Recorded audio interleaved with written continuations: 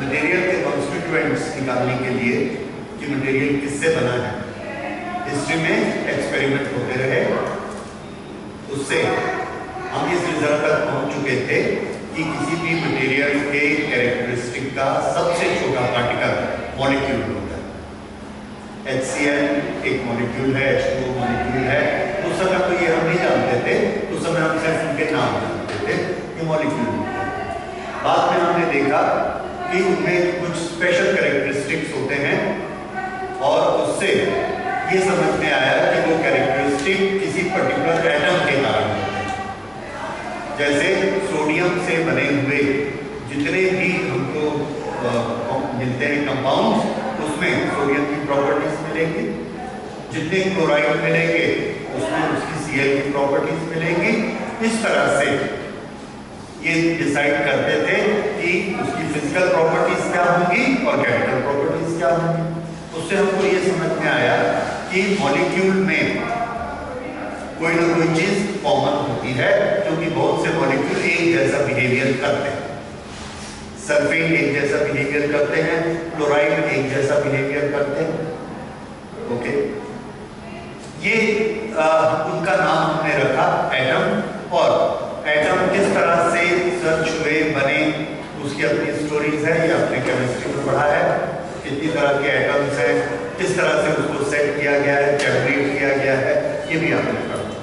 Atom से और नीचे हम आते हैं कि क्या एटम ही सबसे छोटा होता है। इस पर बहुत से रिसर्च चलते रहे हैं, तो हम वहां से शुरू करेंगे कि क्या एटम अलग अलग होते हैं। तो इसका आंसर ये निकला कि एटम अलग अलग होते हैं, उनकी प्रॉपर्टीज अलग अलग होती हैं, लेकिन हमारे एक्सपेरिमेंट ये कहते हैं, स्पेशली जो गैस ट्यूब के एक्सपेरिमेंट थे, जिसमें कुछ एक पर्टिकुलर एटम की गैस हमने डाली और उसमें इलेक्ट्रिक डिस्चार्ज किया, उससे एक पार्टिकल निकला जिसको हमने सर्च किया, जिसकी कैरेक्टरिस्टिक देखी, उसका नाम रखा इलेक्ट्रॉन। जब हम दूसरे एटम की गैस उसमें डालते हैं और उसमें इलेक्ट्रिक डिस्चार्ज करते हैं, तो फिर से एक पार्टिकल हमको दिखता है जो जाता है और उस पार्टिकल की कैरेक्टरिस्टिक हमने स्टडी की, सेम कैरेक्टरिस्टिक आई और उसका भी नाम इलेक्ट्रॉन रखा। ये कैथोड रे एक्सपेरिमेंट आप लोअर क्लासेस में पढ़ चुके हैं। कैथोड रेज बनाई गई और ये कैथोड रेज सर्च की गई, डिस्कवर की गई और ये देखा गया कि जब हम अलग अलग एटम की गैस करते हैं तो कैथोड रेज सबकी एक जैसी ही होती है। एक पार्टिकल हर एक में एक जैसा ही होता है। इसका मतलब कोई एक ऐसा कॉन्स्टिट्यूएंट है जो हर तरह के एटम में होता है, तो जरूर वो एटम के अंदर है, मींस एटम का ही एक हिस्सा है। इसका ये मतलब है कि ये कोई एक और हिस्सा भी होगा। इसका ये मतलब है कि कोई एक ऐसा पार्टिकल है which is smaller than the atom। तो ये हुआ कि एटम भी अपने आप में कंप्लीट नहीं होता, एटम के और भी सब एटॉमिक पार्टिकल्स होते हैं। कैथोड रेज से हमको ये पता लगा, discharge through gases in vacuum tubes, ये करके हमने देखा, उससे हमको ये पता लगा कि वो पार्टिकल में एक स्पेशल इलेक्ट्रिक चार्ज होता है और वो इलेक्ट्रिक चार्ज का नाम हम निगेटिव इलेक्ट्रिक चार्ज दे चुके हैं। तो उसमें निगेटिव इलेक्ट्रिक चार्ज वाले पार्टिकल होते हैं और हर गैस में होते हैं। ये वही चीज थी जो हमने दूसरे सब्जेक्ट्स में पढ़ी, जिसका नाम हमने इलेक्ट्रॉन रखा। तो ये समझ में आया कि हर एटम के अंदर एक कॉन्स्टिट्यूएंट होता है और वो क्या होता है, इलेक्ट्रॉन। तो एटम के अंदर एक चीज हमें मिली, इलेक्ट्रॉन। फिर से हम जो मैटर देखते हैं नेचर में, इस मैटर का सबसे छोटा पार्टिकल क्या होता है, मॉलिक्यूल। ये मॉलिक्यूल के अंदर एक से ज्यादा कॉन्स्टिट्यूएंट्स होते हैं और वो कॉन्स्टिट्यूएंट क्या होते हैं, एटम। उसके बाद एटम में हमने जब इलेक्ट्रिक डिस्चार्ज किया तो हर एक में एक जैसी कैथोड रेज निकली, पार्टिकल निकले और वो पार्टिकल क्या है, निगेटिव पार्टिकल। उनका नाम क्या रखा, इलेक्ट्रॉन। इस एटम का चार्ज हमने देखा, इसका charge zero, no charge. Atom के पास एज सच कोई चार्ज नहीं होता। एटम से मॉलिक्यूल बनता है, मॉलिक्यूल से मैटर बनता है, ये सब मैटर के पास कोई चार्ज नहीं है। अगर चार्ज नहीं है तो चार्ज जीरो है, लेकिन इस एटम में से ये जो इलेक्ट्रॉन निकल रहा है इसके अंदर से, इसके पास नेगेटिव चार्ज है और ये सब एटॉमिक यानी एटम के अंदर का एक पार्टिकल है। तो इससे ये पता लगा कि एटम के अंदर एक पार्टिकल और भी होना चाहिए, क्योंकि टोटल चार्ज हमको जीरो मिलता है, तो वो उसका चार्ज क्या होना चाहिए? पॉजिटिव। तो एक और पार्टिकल होगा जिसका चार्ज पॉजिटिव होगा, तब दोनों का चार्ज मिलाकर जीरो हो जाए। ठीक है, तो एक हमने सोच लिया, एक दूसरा पार्टिकल है, उसका नाम, वो उसका चार्ज पॉजिटिव है। तो अब दो तरह के पार्टिकल एटम में डिसाइड हुए, नेगेटिव और पॉजिटिव। ओके, एटम अलग अलग होते हैं, इसको हम लोगों ने स्पेक्ट्रम से देखा। स्पेक्ट्रम से कैसे देखा? जब हम गैसेस को गर्म करते हैं तो उसमें से एक लाइट निकलती है, उस लाइट को उसकी वेवलेंथ हमने नापी, वो वेवलेंथ अलग अलग होती है। स्पेक्ट्रोमीटर से हमने उसकी लाइन की एक पर्टिकुलर लोकेशन देखी, उस लोकेशन से हमको पता चला कि वो एक पर्टिकुलर एटम है। क्यों? क्योंकि जब हम दूसरे एटम को हीट करते हैं और उसकी लाइट निकलती है तो उसके लाइट की लोकेशन इस लोकेशन से अलग होती है, तीसरे एटम के लाइट की लोकेशन अलग होती है। तो हमने स्पेक्ट्रम से उनको पहचानना शुरू कर दिया, ग्राफ बना के रखा है और सामने गैस को गर्म किया, देखा उसकी लाइन कहां पर आई, वो हमने पहले से एक चार्ट बना के रखा हुआ है, उससे हमको पता लग जाएगा कि गैस किस एटम से है। तो हाइड्रोजन को गर्म किया तो देखा एक से ज्यादा लाइनें उसमें आती हैं, जहां जहां लाइनें आती, दो लाइंस आती हैं, तो हमने वहां पर निशान बना दिया, दैट इज हाइड्रोजन। ये जो स्पेक्ट्रम बनता है, ये जो लाइट बनती है, ये लाइट अपनी लोकेशन और अपना कलर बदलती है। क्या बदलने से? आंसर, एटम बदलने से। तो ये जो स्पेक्ट्रम होता है, एमिशन स्पेक्ट्रम, लाइट एमिट होती है, ये एमिशन स्पेक्ट्रम किसकी कैरेक्टरिस्टिक है और कैसे बनता है? तो एमिशन स्पेक्ट्रम हीट करने से बनता है, हीट करने से लाइट निकलती है, और दूसरा इसका कलर और इसकी लोकेशन उसके एटम पर डिपेंड करती है। अगर एटम बदल जाएगा तो उसके लोकेशन बदल जाएगी और उसका कलर भी बदल जाएगा। तो फिर से छोटी सी चीज हमको समझ में आई, एमिशन स्पेक्ट्रम किसके कारण होता है? एटम के कारण, मॉलिक्यूल के कारण नहीं, एटम के कारण। एटम को जब हम हीट देते हैं, एनर्जी मिलती है, उसके ऑसिलेशंस होते हैं, उस ऑसिलेशंस में वो कुछ एनर्जी बाहर निकालता है। जब उसके ऑसिलेशन कम होते हैं तो एनर्जी वापस करेगा, और वो जो एनर्जी वापस करता है फोटोन के फॉर्म में करता है, और वो फोटोन डिसाइड करते हैं, उसकी एनर्जी डिसाइड करती है कि उसका कलर क्या होगा, और कलर के अनुसार, वेवलेंथ के अनुसार स्पेक्ट्रम में उसकी लोकेशन डिसाइड होती है।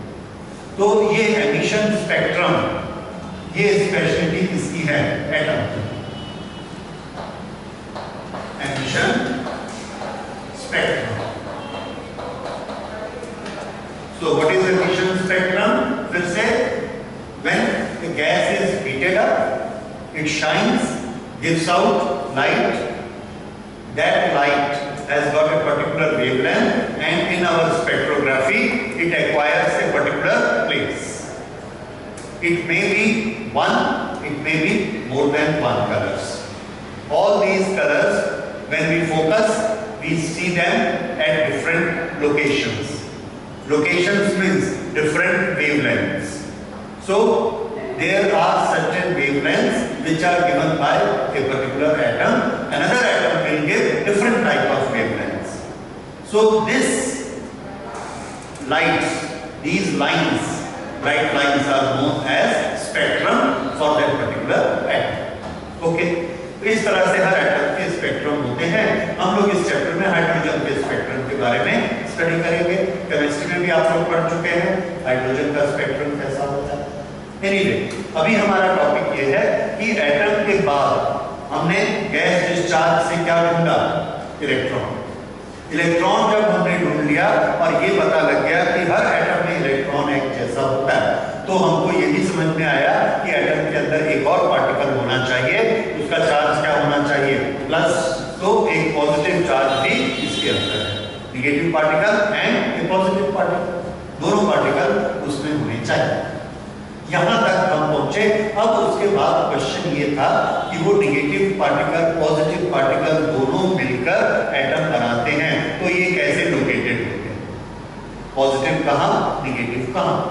तो इसके लिए सबसे सिंपल सॉल्यूशन, शुरू में जो बड़ा नेचुरल सॉल्यूशन था, तो जे थॉमसन ने बताया, that is known as pudding model. Okay, तो जे थॉमसन ने ये बनाया कि नेगेटिव और पॉजिटिव पार्टिकल, दोनों पार्टिकल पूरे एटम के वॉल्यूम के अंदर जगह जगह पर फैले रहते हैं, फिर पॉजिटिव फिर नेगेटिव फिर पॉजिटिव फिर नेगेटिव, इस तरह से, और दोनों का नंबर इक्वल रहेगा।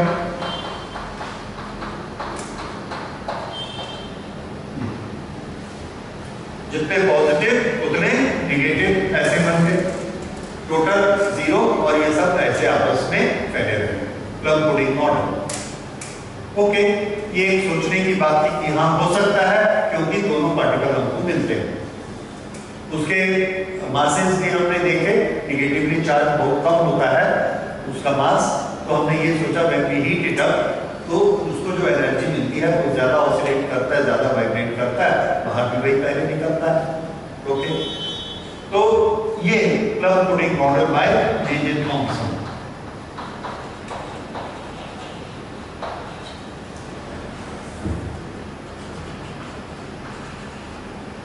मॉडल बाय जे थॉमसन, ये इन्होंने 1897 के आसपास ये बनाया, and this is known as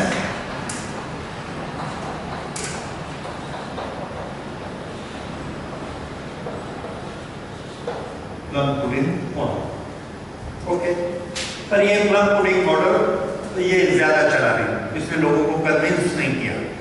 क्यों कन्विंस नहीं किया? सबको एक ही डाउट था, प्लस और माइनस के बीच में कूलम्स का फोर्स होता है, अट्रैक्शन फोर्स।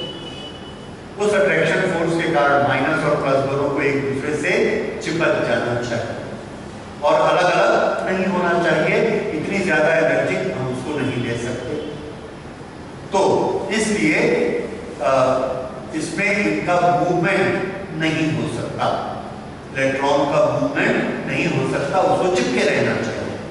जबकि इलेक्ट्रॉन मूव करता है, इसीलिए तो हम एनर्जी देते हैं, उसको पुश देते हैं, तो एटम से बाहर निकल जाता है, बाहर निकल के गैस ट्यूब में आकर किनारे से टकराता है, हमारे एनोड कैथोड से निकलता है, एनोड में टकराता है, सिर्फ इलेक्ट्रॉन निकलता है। इसका मतलब इलेक्ट्रॉन प्लस के साथ में चिपका हुआ नहीं है। दूसरा, अगर वो उसे चिपक जाए तो न्यूट्रलाइज हो जाएगा, 0, और उसको हम अगर डिस्टेंस बहुत कम है तो फोर्स इतना ज्यादा होगा कि हम सेपरेट कर ही नहीं पाएंगे, इसलिए वो मॉडल ज्यादा सक्सेसफुल नहीं हुआ। ओके, बाद में फिर इस पर और आगे एक्सपेरिमेंट हुए, और रदरफोर्ड ने एक्सपेरिमेंट्स किए। तो एटम के अंदर का स्ट्रक्चर, उसके लिए एटम्स के जो एमिशन स्पेक्ट्रम होते थे, उस स्पेक्ट्रम से हमको बहुत हेल्प मिली। कैसे मिली आगे चल के हम देखेंगे, और एटम का स्ट्रक्चर कैसा होता है इसके लिए रदरफोर्ड ने बहुत काम किया।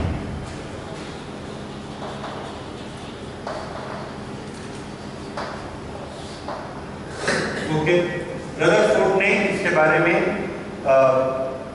इमेजिनेशन किया, हंस रदरफोर्ड ने, और जे थॉमसन के एटम के मॉडल को उन्होंने करेक्ट किया। इस तरह से करेक्ट किया जिस तरह से सन के चारों तरफ अर्थ मूव करती है, दूसरे प्लैनेट मूव करते हैं, और सन और प्लैनेट के बीच में फोर्स ऑफ अट्रैक्शन है, लेकिन फिर भी दोनों आपस में चिपकते नहीं, एक दूसरे पर गिरते नहीं हैं, क्योंकि प्लैनेट के पास वेलोसिटी होती है और इनर्शिया वेलोसिटी होता है, इसलिए सेंट्रीपिटल फोर्स उसको मोड़ तो सकता है, पर इतना ज्यादा नहीं होता कि अपनी तरफ ले लो।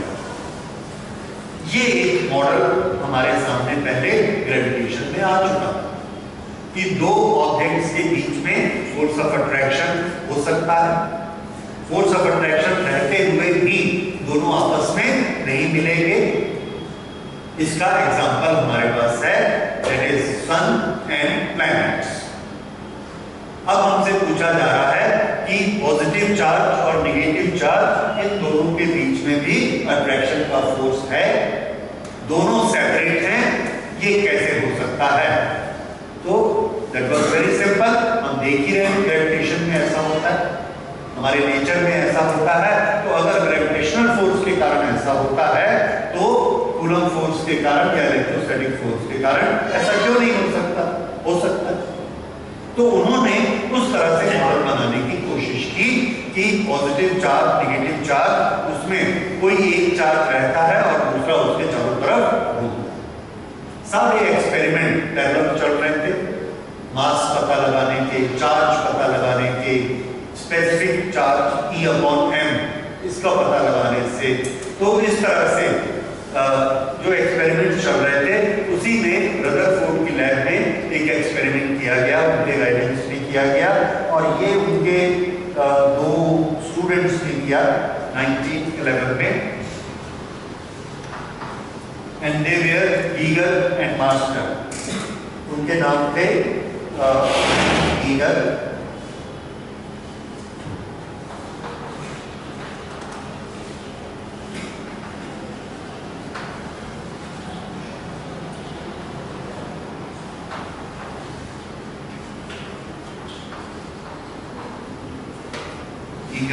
And master. ये दोनों स्टूडेंट थे, they were hardly 20 years of age, 12th के बाद कॉलेज के अंडर ग्रेजुएट स्टूडेंट्स थे। उन्होंने ये एक्सपेरिमेंट किया और रदरफोर्ड ने उस एक्सपेरिमेंट के बेसिस पे अपने कंक्लूजन बनाए। और ये एक बहुत ही हिस्टोरिकल एक्सपेरिमेंट माना जाता है। जैसे हमने पहले स्टडी किए वैसे ये भी एक एक्सपेरिमेंट है जो हमको एक कंक्लूजन देता है रिगार्डिंग स्ट्रक्चर ऑफ एटम, कि एटम का स्ट्रक्चर कैसा होता है। एंड इसके कारण हमको ये पता लगा कि ये जो थॉमसन का स्ट्रक्चर है, दिस इज नॉट करेक्ट। ऐसा एटम नहीं होता है जिसमें प्लस और माइनस सारे डिस्ट्रीब्यूटेड हो, ये नहीं होता है। तो कैसा होता है उसके लिए उसका एक्सपेरिमेंट हम देखते हैं, क्या ऑब्जर्वेशन निकले उसको देखते हैं, उस ऑब्जर्वेशन से क्या कंक्लूजन निकला, रदरफोर्ड ने कैसे कंक्लूजन निकाल के रदरफोर्ड मॉडल बनाया, उसको देखेंगे। So we will see Geiger Master का एक्सपेरिमेंट कैसा था। ओके, इसको रदरफोर्ड एक्सपेरिमेंट भी बोलते हैं because he was the guide for that. इसमें जैसा नाम से पता लग रहा है, अल्फा पार्टिकल्स को स्कैटर कराना, किसी चीज से टकराएंगे और टकराकर बिखर जाएंगे। किससे उसको टकराया गया? तो उनका पर्पस था, रदरफोर्ड का पर्पस था कि ये एटम से टकराए। अब किसी भी चीज को हम लेंगे तो उसमें एटम्स बहुत से होंगे, हम चाहते थे कि वो एक एटम से टकराए। इसलिए बड़ा जरूरी था कि जो भी मटेरियल हम लें उसको इतना पतला कर दें कि वो एक एटम बन जाए। ऐसा मोटाई, इसके पीछे दूसरा एटम, इसके पीछे तीसरा एटम, ऐसा मत हो, नहीं तो अल्फा पार्टिकल जाएगा, एक से टकराएगा, अगर एक से नहीं टकराया तो दूसरे से टकराएगा। हम ये चाहते थे कि या तो वो किसी से टकराए या बाहर निकल जाए। ओके, तो इसके लिए उन्होंने एक बहुत फाइन गोल्ड फॉइल यूज किया। गोल्ड फॉइल, फॉइल आप लोग जानते हैं, मिठाई के ऊपर सिल्वर की फॉइल लगाई जाती है, बहुत पतली होती है। फॉइल को अगर और पतला करते चले जाएंगे तो वो इतनी पतली हो जाती है कि ट्रांसपेरेंट हो जाती है, उसके आसपास दिखना शुरू हो जाता है। लेकिन टूटनी नहीं चाहिए। अगर वो टूटनी नहीं चाहिए, उसको हैमरिंग करते जाएंगे, दबाते जाएंगे, वो पतली होती चली जाएगी बड़ी सॉफ्टली। सबसे ज्यादा पतली जो हो सकती है वो फॉइल गोल्ड की हो सकती है। इसलिए उन्होंने गोल्ड को पसंद किया और गोल्ड लेके उसकी पतली सी फॉइल बनाई। वो इतनी पतली फॉइल थी कि ट्रांसपेरेंट थी, आर पार दिखता भी था। ओके, उस फॉइल को क्लैंप करके ऐसे लगा दिया। ये उसका साइड व्यू है। This is gold foil. इस पर हम इधर से इधर से थ्रो करना चाहते थे मारने के लिए। इसके यहां पर एटम होंगे, एटम पर हम कुछ पार्टिकल थ्रो करना चाहते हैं। पार्टिकल थ्रो करने के लिए हमको पार्टिकल चाहिए, ऐसे पार्टिकल चाहिए थे जो बड़ी स्पीड से जाएं और जाकर एटम को हिट करें। क्यों? एक बड़ी नेचुरल चीज है। अगर हम किसी चीज के बारे में जानना चाहते हैं कि वो कैसे बनी है तो क्या करते हैं? तो आंसर है उसको खोलते हैं, नहीं खुलती है तो तोड़ते हैं। जैसे हमने आपको एक ये ट्यूबलाइट का पीछे एक चोक लगा रहता है, वो दिया कि ये ट्यूबलाइट का चोक है। हम जानना चाहते हैं कि क्या होता है, कैसे बनता है, तो कैसे पता लगाएंगे कैसे बनता है? उसको तोड़ देंगे, तोड़ के अंदर देखेंगे कहाँ कॉपर लगा है, कहाँ एल्यूमिनियम लगा है, कहाँ पर तार लिपटा है, उससे हमको पता चल जाएगा कि चोक कैसे बनता है। वैसे ही कैपेसिटर को तोड़ के देखते हैं। किसी भी मशीन को आप देखते हैं कैसे काम करती है तो कैसे देखते हैं? खोल कर उसके एक एक हिस्से को अलग करके। तो जब भी हम किसी चीज को स्टडी करना चाहते हैं, उसको तोड़ना चाहते हैं, तोड़ेंगे पता लग जाएगा उसके अंदर क्या है। तो अगर हम एटम को स्टडी करना चाहते हैं तो एटम को तोड़ेंगे। एटम को तोड़ेंगे, उसके अंदर से जो पार्टिकल निकलेंगे, जहां जहां से निकलेंगे हमको पता लगेगा उसके अंदर क्या है। यही हमने किया। इलेक्ट्रिसिटी से एटम को तोड़ा, क्या पता लगा? उसमें एक निगेटिवली चार्ज पार्टिकल है और एक पॉजिटिवली चार्ज पार्टिकल है। और एक्सपेरिमेंट हमने किए गैस ट्यूब से, क्या पता लगा? निगेटिवली चार्ज पार्टिकल बहुत हल्का है, उसका मोमेंटम बहुत कम होता है, पॉजिटिवली चार्ज पार्टिकल का मोमेंटम बहुत ज्यादा होता है। ये दो चीजें हमको पता लग गई। इसी तरह से अब और हम एटम को तोड़कर देखना चाहते थे कि इसमें कैसे ये लोकेटेड होते हैं। तो उसके लिए, तोड़ने के लिए हमको क्या चाहिए? तोड़ने के लिए हैमर चाहिए। ये हैमर कहां से आएगी? हैमर की स्पेशलिटी क्या होती है? It should have weight and it should have velocity. तो वेट वाली चीज, वेलोसिटी वाली चीज हमें चाहिए। ये कहां से लाते? तो उसका इन्होंने क्या इंतजाम किया? इसके लिए इन्होंने नेचर में जो रेडियो एक्टिव मटेरियल होता है, यूरेनियम और दूसरे रेडियो एक्टिव मटेरियल, इस रेडियो एक्टिव मटेरियल में से लगातार अल्फा और बीटा पार्टिकल्स निकलते रहते हैं, negative particles and positive particles. Negative particles compare किया बीटा पार्टिकल्स को, वो तो इलेक्ट्रॉन ही होते हैं, उनका मास बहुत कम होता है, उनका मोमेंटम भी बहुत कम होता है, वो ज्यादा जोर से हिट नहीं कर सकते क्योंकि मास कम है, मोमेंटम कम है। लेकिन पॉजिटिव पार्टिकल जो निकलते हैं उनकी वेलोसिटी भी बहुत होती है, उनका मास भी बहुत होता है। तो अगर मास भी बहुत है, वेलोसिटी भी बहुत है, तो मोमेंटम भी बहुत है, तो वो अगर जाकर किसी को हिट करेंगे तो अच्छा जोर से हिट करेंगे। That will act like a hammer for an atom. Atom को मारने के लिए उस हैमर को यूज किया जा सकता है। तो वहां से स्टार्ट किया इन्होंने कि अल्फा पार्टिकल्स का इंतजाम किया, और ये अल्फा पार्टिकल उन्होंने चुने 5.5 बिलियन इलेक्ट्रॉन वोल्ट के, और इसके लिए उन्होंने लिया बिस्मथ 214, बिस्मथ 214-83। ओके, ये बिस्मथ लिया तो ये रेडियो एक्टिव होता है, यानी इसमें से ये टूटते जाता है ऑटोमेटिकली, स्पॉन्टेनियसली, और इसमें से पार्टिकल छिटकते रहते हैं। इसमें जो पार्टिकल छिटकता है that is helium nucleus with number 2 and mass 4। इस पार्टिकल का नाम है अल्फा पार्टिकल।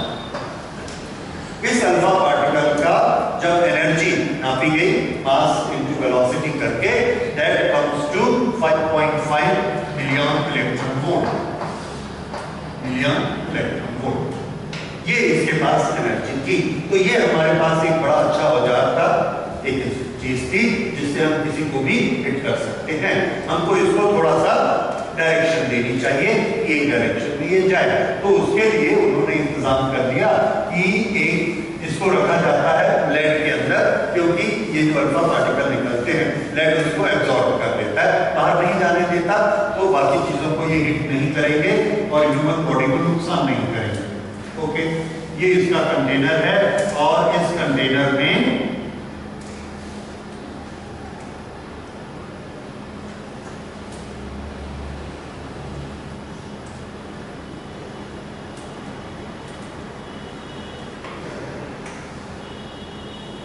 इस कंटेनर में यहाँ पे सोर्स रखा, सोर्स ऑफ अल्फा पार्टिकल्स, तो इसमें से अल्फा पार्टिकल निकलते हैं। अब ये जो सोर्स ऑफ अल्फा पार्टिकल है, जब भी हम कोई चार्ज पार्टिकल निकालते हैं उसको डायरेक्शन देने के लिए हम कॉलीमेटर बनाते हैं। कॉलीमेटर ऐसी चीज होती है कि अगर पॉजिटिव पार्टिकल है तो उसके सामने हमने एक ट्यूब रख दी और उसको निगेटिव चार्ज दे दिया, उससे क्या होगा, ये इसकी तरफ अट्रैक्ट होंगे और जो सीधे चलने वाले हैं इसके बोर में से पार होके निकल जाएंगे। ओके, इस तरह का कोई भी हम इंस्ट्रूमेंट बना सकते हैं, बनाकर उसको डायरेक्शन दे सकते हैं, या हम ये कर सकते हैं कि यहां पर लेड के पार्टिकल लगा सकते हैं, ऐसे ये लेड ब्लॉक हमने लगा दिए।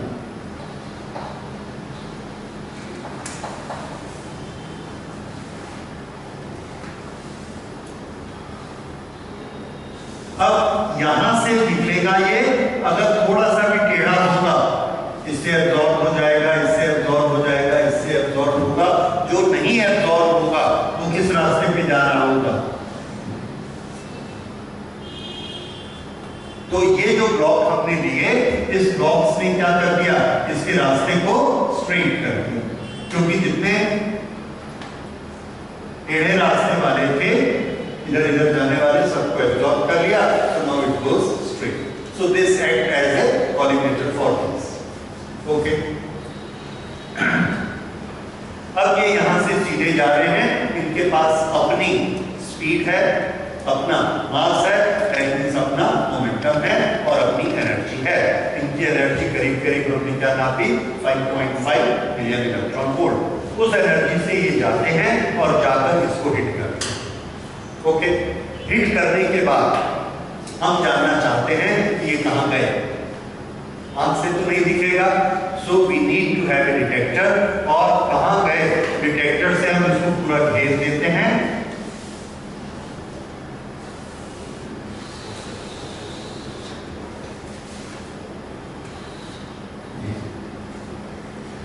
इसके चारों तरफ हमने इसको बंद किया और डिटेक्टर लगा दिए। ये डिटेक्टर ऐसा घूम सकता है, इसमें जिंक सल्फाइड की स्क्रीन रहेगी, अगर ये जाकर जिंक सल्फाइड पर पड़ेगा तो वहां ब्लिंक होगा, उस ब्लिंक को हम गिन सकते हैं, काउंट कर सकते हैं, हमको पता लगेगा कितने अल्फा पार्टिकल वहां गिरे। ये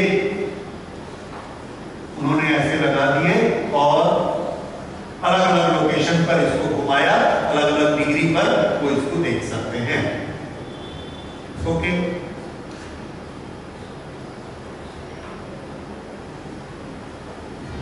इस सब की उन्होंने रीडिंग ली।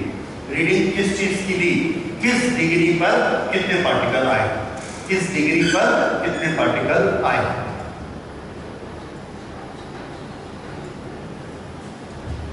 ओके, तो उन्होंने देखा कि सारे के सारे पार्टिकल यहां पर मिले ऐसा जरूरी नहीं है, कुछ पार्टिकल उनको यहां पर भी मिले, कुछ पार्टिकल यहां पर भी मिले।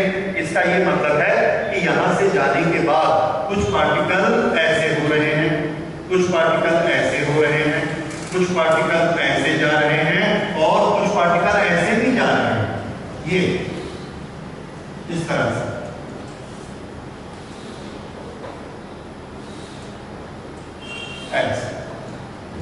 और हर डायरेक्शन में, हर डिग्री पे इन्होंने पार्टिकल्स को काउंट किया। ये पार्टिकल क्या हो रहे हैं, स्कैटर हो रहे हैं। कौन से पार्टिकल, अल्फा पार्टिकल। इसलिए एक्सपेरिमेंट का नाम क्या बना, alpha particle scattering experiment. Okay, अब ये जो स्कैटर हुआ गोल्ड फॉइल से, इसके लिए उन्होंने एक ग्राफ बनाया। ग्राफ बनाकर उसमें उन्होंने लिखा कि किस डिग्री पर कितने एंगल से कितने पार्टिकल स्कैटर हुए, और उसके लिए उन्होंने यहां पर लिया 0 डिग्री, 90 डिग्री एंड 180 डिग्री। ऊपर किसी का रिफ्लेक्शन ऊपर भी आएगा, तो हम 0 to 180 ऐसा मानते हैं, जितना इधर होगा उतना ही इस तरफ होगा। और इसका इन्होंने ग्राफ बनाया पार्टिकल्स को काउंट करके। ओके, तो ये जो ग्राफ बना ये इस तरह से बना।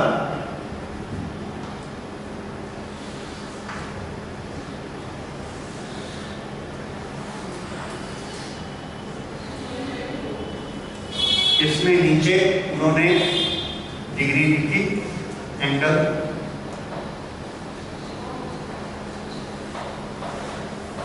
एंगल ऑफ स्कैटरिंग, और कितने पार्टिकल गए उसके लिए उन्होंने यहां बनाया। ओके, तो इसके लिए एक ग्राफ बना ली। ओके, तो ये जो उनका रिजल्ट बना इस तरह का ग्राफ बना।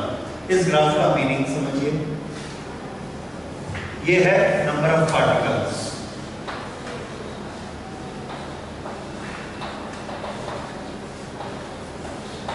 Ten to the power 7, 10 lakh, और ये है only 10, this is 0, 0, 10 to the power 1, 2, 3, 4, 5, 6, 7, ये है 10 लाख, 1 लाख और ऐसे। तो 0 to 20 डिग्री के अंदर आप देखिए कितने पार्टिकल हैं। ये 0 to 20 डिग्री के अंदर 10 to the power 7, 10 lakh particle सीधे चले गए, सिर्फ 20 डिग्री के रिफ्लेक्शन से। यहां से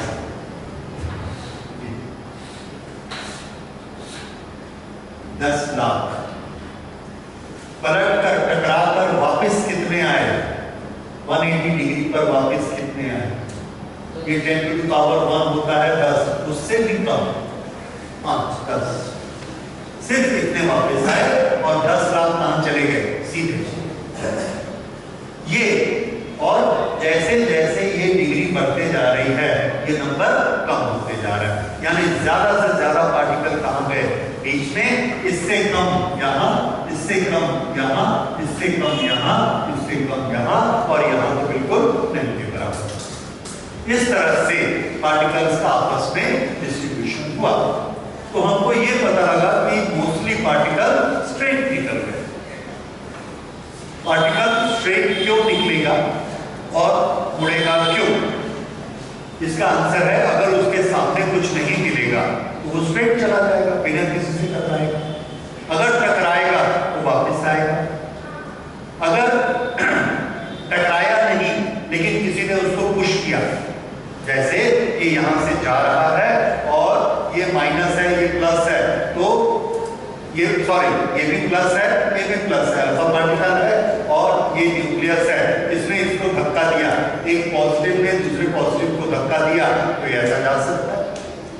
अगर इससे टकराएगा तो वापिस आ सकता है। अभी तक हमको नहीं मालूम है कि एटम के अंदर डिस्ट्रीब्यूशन कैसा। हमने सिर्फ एक ग्राफ बनाया और ये देखा कि मोस्ट ऑफ द पार्टिकल सामने निकल जाते हैं और बहुत थोड़े से वापस आते हैं, बस। So this was experiment by Geiger Armstrong. Okay, इसके लिए उन्होंने गोल्ड को यूज किया। अच्छा, अब इससे रिजल्ट क्या निकला? पॉजिटिव पार्टिकल, अल्फा पार्टिकल वापस कब आएगा? जब वो पॉजिटिव पार्टी से टकराएगा। और इसमें 10 लाख पार्टिकल सीधे निकल गए।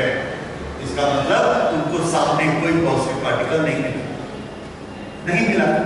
क्यों नहीं मिलेगा? जबकि पॉजिटिव चार्जेस गोल्ड के पास बहुत होते हैं, 79, उस पूरे को फैला होना चाहिए, कोई ना कोई तो उसको रास्ते में मिलना चाहिए। तो ऐसा कैसे हो सकता है कि उसको पॉजिटिव पार्टिकल न मिले रास्ते में? उसका एक आंसर था। तो रदरफोर्ड ने फिर सोचा कि ऐसा कैसे हो सकता है। तो उसका आंसर ये था कि ऐसा इसलिए हो सकता है कि जितने पॉजिटिवली चार्ज पार्टिकल हैं, सब के सब एक पोटली में, एक मुट्ठी में बंद होके सिर्फ एक जगह पे पड़े हुए और बाकी पूरी जगह कैसी है, खत्म। दो काम हो सकते हैं, 79 को पूरा ऐसे फैला दीजिए इस दीवार में, एक यहाँ एक यहाँ एक यहाँ एक यहाँ ऐसा, और सामने से एक अल्फा पार्टिकल आए, टकराने का चांस है। दूसरा, पूरे 79 को इकट्ठा किया इसमें और इसको यहां लगा दिया, बाकी जगह में एक भी पॉजिटिव चार्ज नहीं है। अब सामने से भीड़ आ रही है अल्फा पार्टिकल्स, लाखों अल्फा पार्टिकल आ रहे हैं। कितने पार्टिकल होंगे जो इससे टकराएंगे? एक आध। बाकी सब क्या करेंगे? सीधे चले जाएंगे बिना टकराए। और अगर ये फैला रहता तो क्या होता? बहुत ज्यादा टकराते। अभी हमको क्या दिख रहा है कि 10 लाख सीधे निकल गए हैं और टकरा कर वापस आने वाले 5-10 ही। इससे कौन सी पिक्चर आती है? प्लस सब तरफ फैला है या प्लस एक तरफ कंसंट्रेट है, एक जगह पे कंसंट्रेट है। तो यही रदरफोर्ड ने सोचा कि प्लस एक जगह पर कंसंट्रेट है। अब अगर एटम के स्ट्रक्चर में पूरे पॉजिटिव चार्जेस एक जगह पर कंसंट्रेट हैं तो पॉजिटिव चार्ज होते किसमें? तो आंसर है पॉजिटिव चार्ज उसके प्रोटॉन में होते हैं। हम ये तो पहले निकाल चुके थे कि positively charge particle negatively charge particle से बहुत हैवी होता है। एटम के मास में मास पूरा किसका होता है? ऑलमोस्ट पॉजिटिवली चार्ज पार्टिकल का ही होता है, नेगेटिवली चार्ज पार्टिकल का मास नहीं के बराबर। तो पॉजिटिव के पास ही मास होता है। अब अगर हमने इससे ये रिजल्ट निकाला कि अल्फा पार्टिकल पॉजिटिव जा रहा था, उसको वापस भेजने के लिए कहीं पर भी प्लस अवेलेबल नहीं है, सिर्फ एक जगह पर है, तो उस जगह पर सारे पॉजिटिव चार्जेस हैं। अगर पॉजिटिव चार्जेस ऐसे हैं और मास उसके पास होता है तो सारा मास भी एक जगह पर है, क्योंकि मास होता कहां है? पॉजिटिवली चार्ज पार्टिकल के पास होता है। तो इससे क्या रिजल्ट निकला? That all the positively charge particles are located at one point. और तो वन पॉइंट कौन सा होना चाहिए? बड़ा सिंपल लॉजिक है, हम लोग जानते हैं कि वो वन पॉइंट सेंटर में होना चाहिए सिमेट्री के लिए। तो हम ये नहीं सोच सकते कि वो वन पॉइंट वहां होगा या वहां होगा। क्यों? There is no logic. तो लॉजिक क्या है कि वो वन पॉइंट कहां होना चाहिए? सेंटर। ठीक है, अगर हम ये मान लेते हैं कि वो पूरा मास और पूरा चार्ज सेंटर में है, ठीक है, तो ये उन्होंने सोचा। अब अगर वो सेंटर में है तो उस एटम के नेगेटिवली चार्ज पार्टिकल कहां जाएंगे?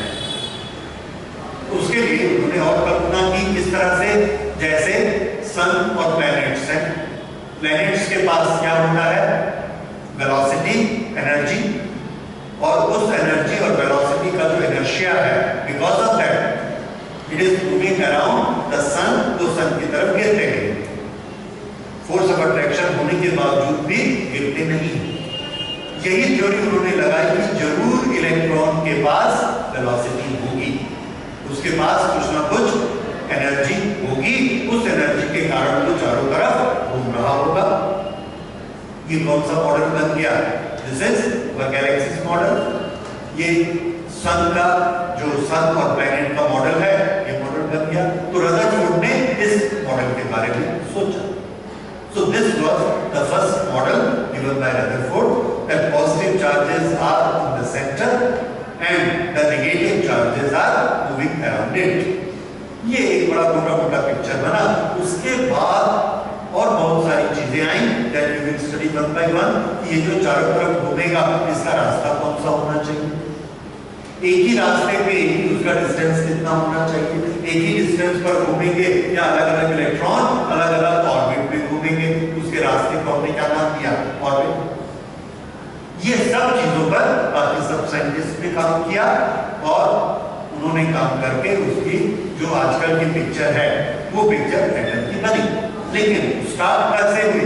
स्टार्ट हुई इस एक्सपेरिमेंट से, जिसने ये डिसाइड किया कि पॉजिटिव चार्ज सेंटर पर रहेगा। ये उसकी सबसे बेसिक चीज थी कि पॉजिटिव चार्ज सेंटर पर रहेगा। तो वो इस एक्सपेरिमेंट से डिसाइड किया। अब इसके बाद इसमें और छोटी मोटी एक्सप्लेनेशंस हैं कि ये पार्टिकल ऐसा सीधे क्यों जाते हैं, ये होते क्यों हैं और ये वापस क्यों आते हैं, इससे हमको और क्या क्या पता लगता है, तो उसके बारे में दूसरी चीजें देख।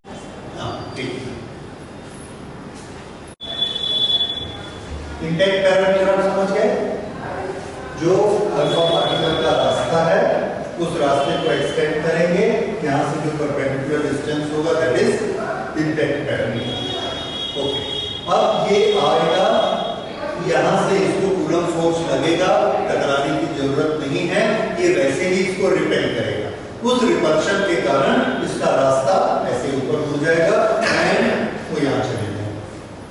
जब ये ऐसे मुड़ जाएंगे तो ये ओरिजिनल रास्ते से ये थीटा एंगल पर जाएगा, this is angle of deflection, तो इसको नोट कर लीजिए, एंगल ऑफ डिफ्लेक्शन,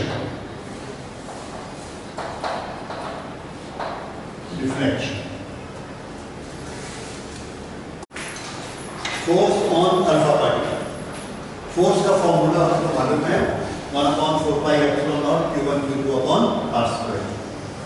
इसके पास भी चार्ज है, इसके पास भी चार्ज है, so force F is equal to 1/4 pi epsilon not q1 alpha particle का चार्ज कितना होता है, तो आंसर है अल्फा पार्टिकल पर पॉजिटिव चार्ज होता है 2 इलेक्ट्रॉन के बराबर, तो इसका चार्ज कितना हुआ QE, ठीक है, मास उसका कितना होता है 4, चार्ज कितना होता है Q, और वो चार्ज कितना है 1.6 × 10⁻⁹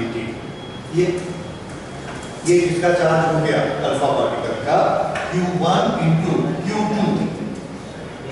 ये जो गोल्ड है इसका कुछ ना कुछ Z नंबर होगा, गोल्ड की जगह प्लैटिनम लेंगे उसका Z नंबर होगा, सिल्वर लेंगे उसका Z नंबर होगा, उतने नंबर को E से मल्टीप्लाई किया, ये किसका चार्ज बन गया, इस न्यूक्लियस का पॉजिटिव चार्ज।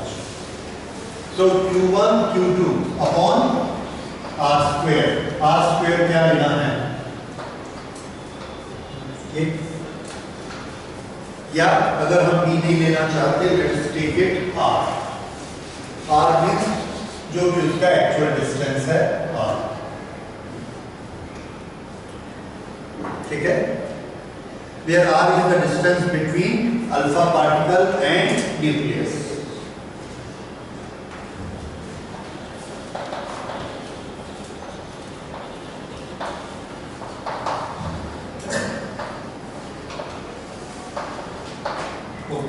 ये फोर्स। अच्छा, दूसरी चीज हम लोग एक और फॉर्मूला भी जानते हैं, दो चार्जेस का ग्रुप अगर एक दूसरे के पास आता है तो उनके पास पोटेंशियल एनर्जी होती है। कितनी पोटेंशियल एनर्जी आपने किया हुआ है इलेक्ट्रोस्टैटिक्स में, that is 1/4 pi epsilon not q1 q2 upon r। उसमें सिर्फ r रहता है, इसमें r² है, वो क्या दिखाता है, एनर्जी ऑफ द सिस्टम। अच्छा, अब इसमें उस पार्टिकल के बारे में बात करते हैं जो इस लाइन में जा रहा है, ये अल्फा पार्टिकल इस लाइन में जो जा रहा है बिल्कुल स्ट्रेट इसके सेंटर की तरफ, उसका क्या होगा, ये पार्टिकल इधर जा रहा है और ये इसको रिपेल कर रहा है, रिपेल करता है तो इसकी स्पीड कम होते जाती है, कम होते होते होते ये यहां पर जाकर इसकी स्पीड 0 हो गई। अब अगर इसकी स्पीड 0 हो गई तो फोर्स तो अभी भी रिपल्शन का लग रहा है, इस रिपल्शन के फोर्स के कारण ये स्पीड 0 हुई और ये मुड़ के वापस आ गई, ये वापस, ये वो वाला अल्फा पार्टिकल है जो पूरा 180 डिग्री मुड़कर वापस आया, ठीक है। कितनी दूर से आया होगा ये वाला डिस्टेंस, इसको हम निकालना चाहते हैं कि ये डिस्टेंस कितना होगा। ओके, ये डिस्टेंस निकालने के लिए हम एक कैलकुलेशन कर सकते हैं। ओके, इस डिस्टेंस ये सबसे पास तक जाता है, बाकी सब इसके दूर दूर से निकल जाते हैं, जो ये स्ट्रेट जा रहा है ये तो ऐसा गया, फोर्स ऑफ रिपल्शन लगा, मुड़ गया, अपने रास्ते चला गया, इसके पास मुड़ने के लिए रास्ता नहीं है, जब तक वेलोसिटी 0 नहीं हो जाती तब तक ये आगे बढ़ता जाता है। तो सबसे ज्यादा नजदीक कौन पहुंचेगा? ये ऐसे वापस। तो न्यूक्लियस से क्लोजेस्ट अप्रोच किसकी होती है? उस अल्फा पार्टिकल की जो कि इसके सेंटर की तरफ पॉइंटेड होता है। और ये यहां जाकर इसकी वेलोसिटी क्या हो गई? 0। फिर ये वापस मुड़ेगा। उस समय ये जो डिस्टेंस बचता है, ये distance, this is known as distance of closest approach. इसको हम लिखते हैं ए।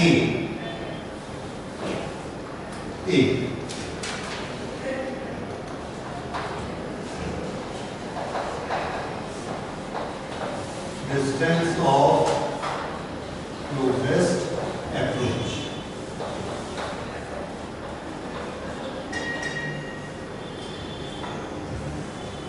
Okay, distance of closest approach a. अच्छा, अब ये जो डिस्टेंस ऑफ क्लोजेस्ट अप्रोच है, क्या हम इसको कैलकुलेट कर सकते हैं? तो आंसर है यस, कर सकते हैं। कैसे कैलकुलेट कर सकते हैं? Calculation of distance of closest approach एक बड़ा छोटा सा लॉजिक है। हमको मालूम है मैकेनिकल एनर्जी कंजर्व होती है, काइनेटिक और पोटेंशियल एक दूसरे में कन्वर्ट होते जाती हैं। यहां इसके पास काइनेटिक एनर्जी थी, यहां आते आते इसकी स्पीड 0 हो गई, तो काइनेटिक एनर्जी खत्म। कहां गई वो काइनेटिक एनर्जी? तो आंसर है उसकी पोटेंशियल एनर्जी में कन्वर्ट हो। अब पोटेंशियल एनर्जी कितनी है इस सिस्टम की? तो पोटेंशियल एनर्जी का फॉर्मूला क्या होता है? पोटेंशियल एनर्जी का फॉर्मूला आपको मालूम है, 1/4πε0 q1q2/r। ये पोटेंशियल एनर्जी होती है, वो यहां पर है, और r यहां पर कितना है? 1। तो जब ये यहां पहुंचता है तो इसकी पोटेंशियल एनर्जी कितनी होती है?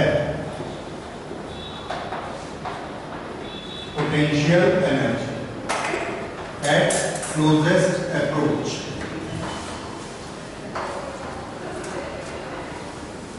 is equal to same thing 1/4πε0 2EZE/a। ये क्या आ गई इसकी पोटेंशियल एनर्जी। और ये पोटेंशियल एनर्जी किससे बनी? काइनेटिक एनर्जी से। काइनेटिक एनर्जी कितनी? वो हम पहले ही नाप के दी थी, हमको मालूम था ये जो पार्टिकल ले रहे हैं इसकी काइनेटिक एनर्जी कितनी है। शुरू में लिखा आपने बिगिन इलेक्ट्रॉन वोल्ट, मिला कितना? 5.5 MeV, वो है इसकी काइनेटिक एनर्जी। वही यहां जाके पोटेंशियल एनर्जी बनी 5.5 मिलियन इलेक्ट्रॉन वोल्ट MeV। तो ये हमको एक इक्वेशन मिला।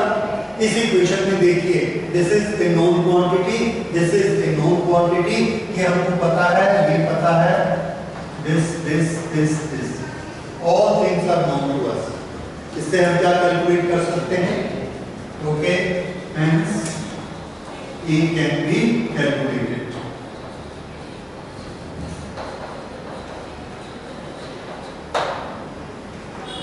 A can be calculated। क्या कर लेंगे हम A को कैलकुलेट करके?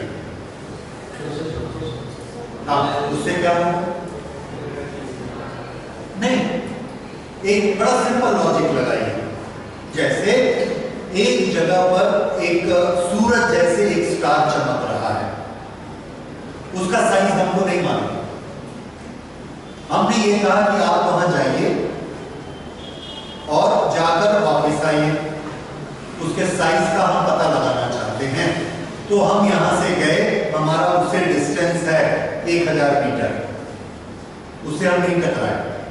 800 मीटर नहीं टकराए, हम वापस आ गए। कितनी दूर से वापस आए हैं? 800 मीटर से, और अभी उससे टकराए नहीं थे, मतलब उसका साइज किसके अंदर है? ठीक, और ज्यादा पावर लेकर गए।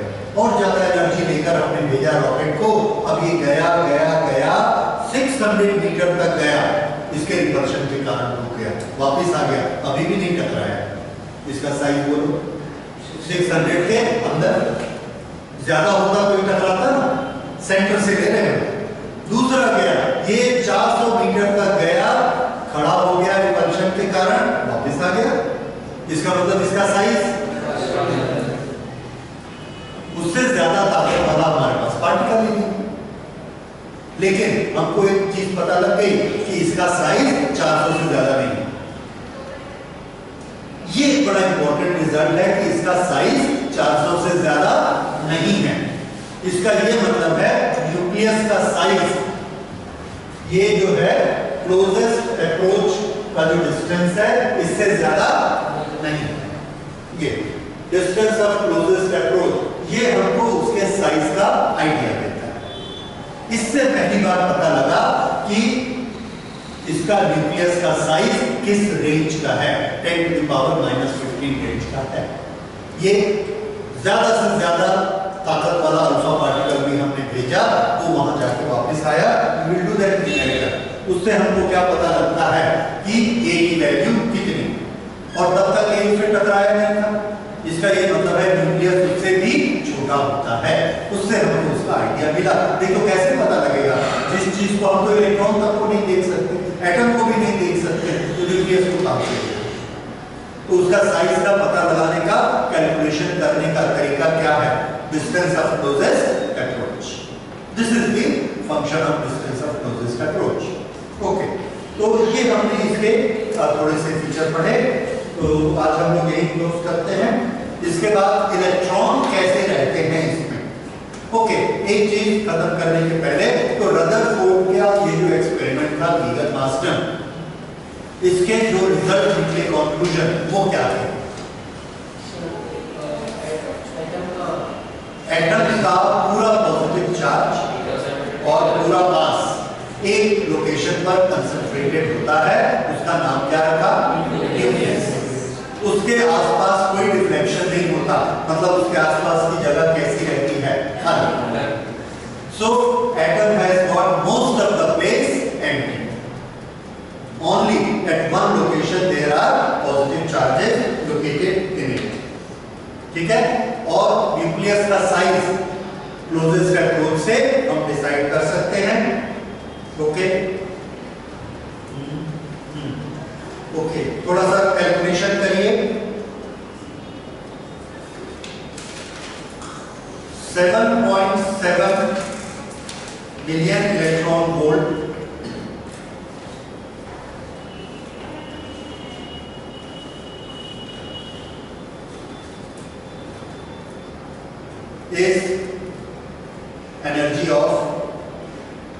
is energy of alpha particle which is stopped by gold foil in Geiger-Master experiment।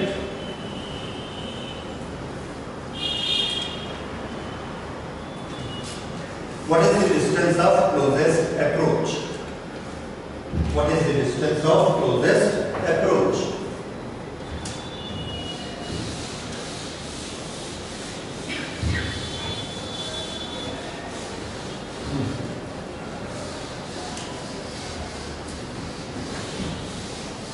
लीजिए, इसी को यूज करिए, कैलकुलेशन ऑफ ए। दिस ये हमको अभी कितना दिया गया है? 7.7 billion electron volt.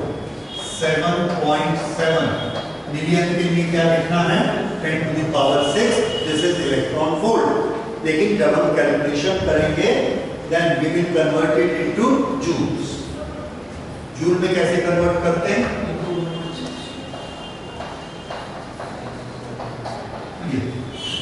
Now this is energy in joules.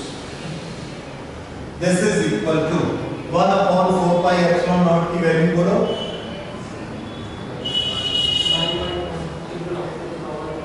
How much? 9.1 into 10⁻⁴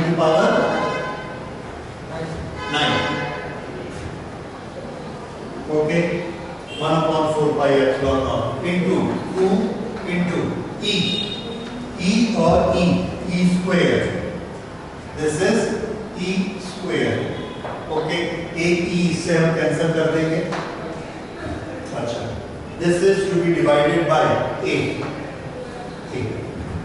ये क्या है ई, तो एक ई कैंसिल हो गया, एक ई बच गया यहाँ पे, तो एक इसके बराबर हुआ a is equal to 9.1 into 10 to the power 9 into 2 into e 1.6 10 to the power -19 upon this thing 7.7 into 10 to the power 6।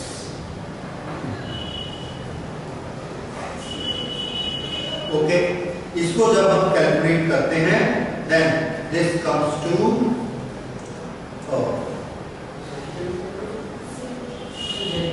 z कहाँ गया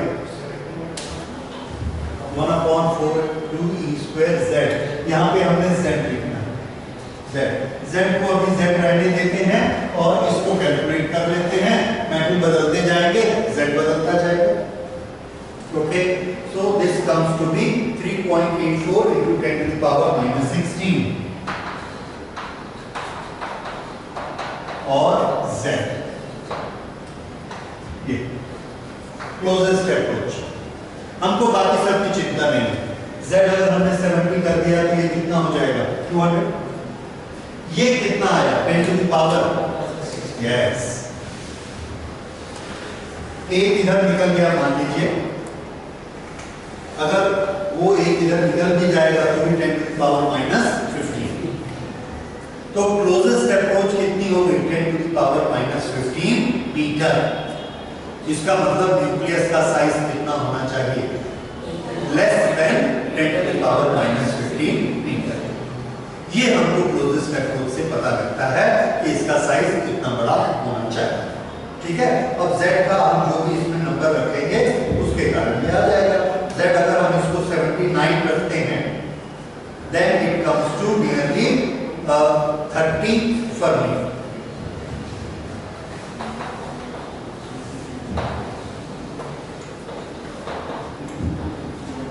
Approximately 30, this is 30 Fermi।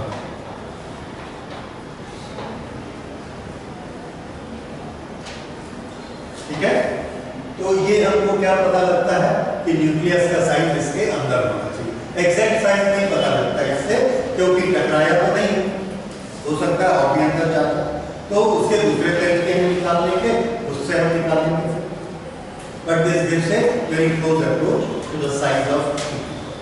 Okay, so these were all the conclusions of this experiment. इसके बाद electron की location कैसी होती है, कैसे वो चलते हैं, उसकी ऑर्बिट्स कैसे डिसाइड होती है, this will be in the next class.